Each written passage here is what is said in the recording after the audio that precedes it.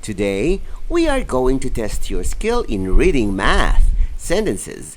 You are asked to read twice, clearly, and pronounce them properly. After which, I will read the sentence but listen to them carefully how I pronounce the sentence. As a practice, you may record while reading them yourself and have them reviewed by someone to point any possible mistakes. Are you ready? This program is brought to you by I Volunteer for Filipino Children. Para makamit ang tagumpay, kailangan tulong-tulong tayo. Upang maging effective ang ating program, kailangan ng tulong ng mga magulang at mga ibang miyembro ng family. Item number 1.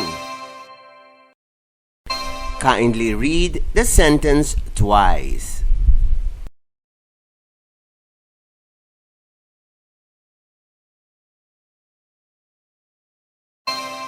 "18 divided by 3 is equal to 6. 18 divided by 3 is equal to 6. Kindly read.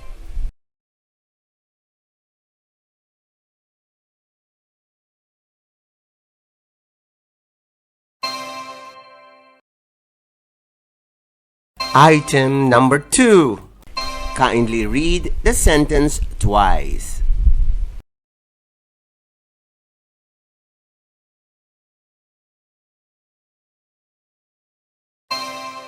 "12 divided by 3 is equal to 4. 12 divided by 3 is equal to 4. Kindly read.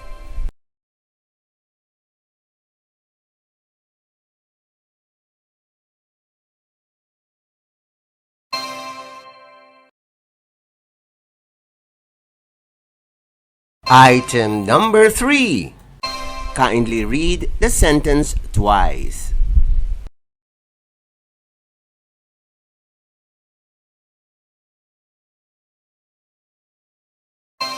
"8 divided by 8 is equal to 1.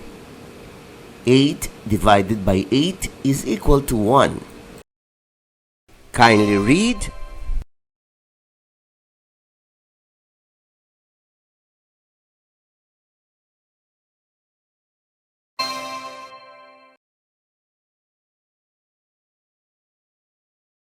Item number 4. Kindly read the sentence twice.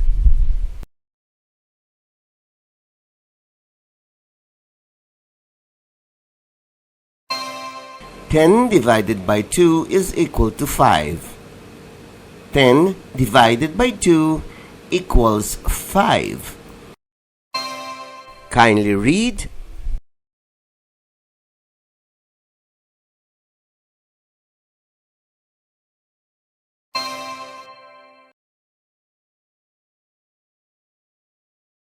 Item number 5. Kindly read the sentence twice.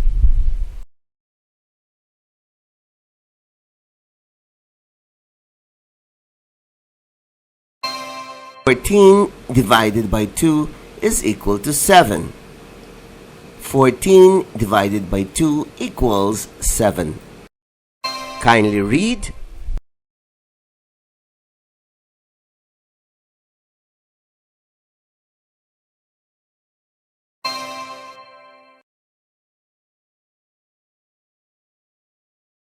Item number 6. Kindly read the sentence twice.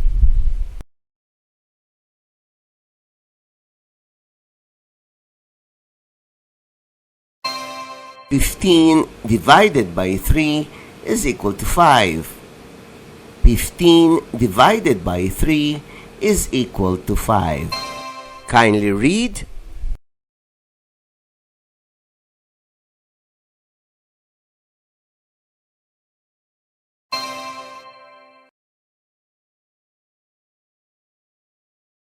Item number 7. Kindly read the sentence twice.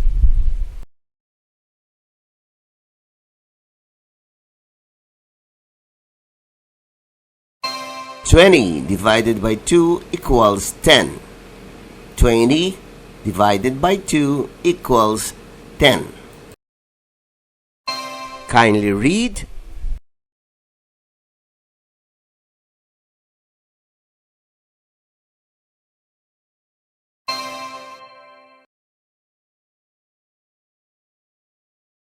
Item number 8. Kindly read the sentence twice.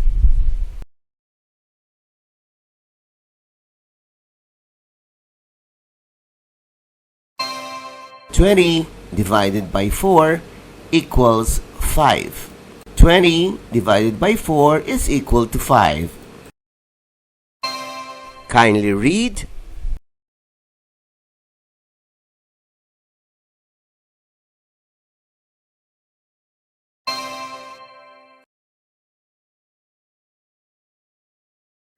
Item number 9.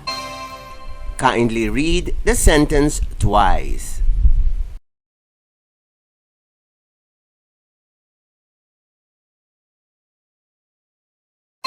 "20 divided by 5 is equal to 4.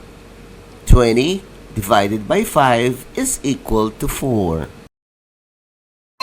Kindly read.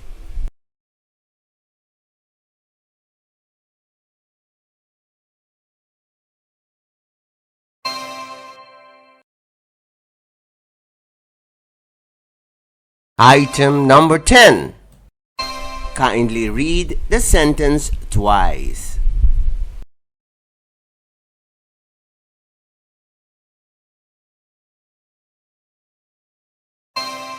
"21 divided by 3 is equal to 7. 21 divided by 3 is equal to 7. Kindly read.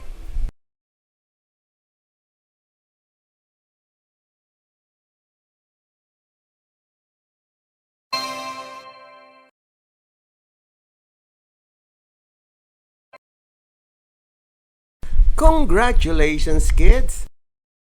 This project is brought to you by I Volunteer for Filipino Children.